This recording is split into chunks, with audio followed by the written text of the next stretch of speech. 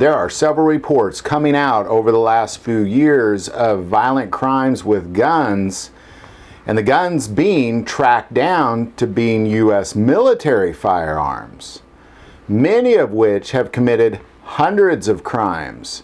As they trace these guns down, these guns, as it turns out, are U.S. military property.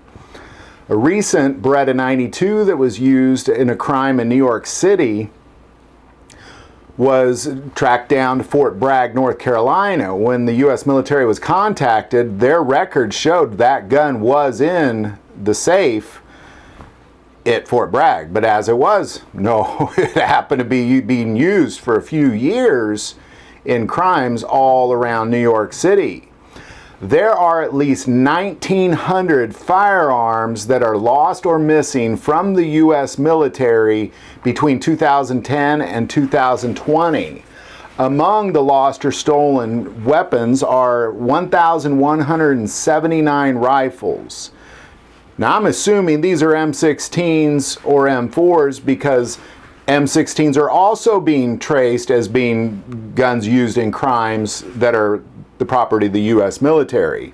So 1,179 rifles, 694 handguns, 24 light machine guns, I'm assuming they're talking about like an M60, 36 grenade launchers, 34 rocket launchers, 25 mortars, 11 shotguns, and 7 other.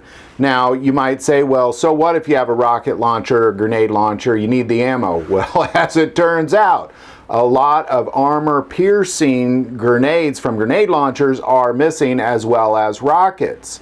Recently, a man in Georgia found a pink pillowcase that stuffed inside was a small crate containing armor-piercing grenades that are able to be fired up to 1 mile, just sitting in his backyard in a pink pillowcase.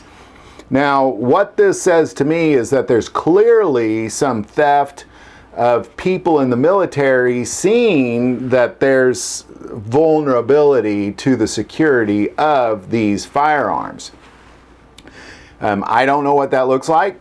I couldn't even tell you what the process is on that, but what I can say is that clearly these firearms are coming from the U.S. military. My guess is civilians aren't sneaking onto base and somehow sneaking into these armories and taking guns. My guess is that it's personnel, whether it be military personnel or personnel on the base, handling these, but somehow at least 1,900 firearms are missing between 2010 and 2020, many of which are showing up on the streets being used in crime. So love to hear your thoughts on any of this. Put it in the comments below.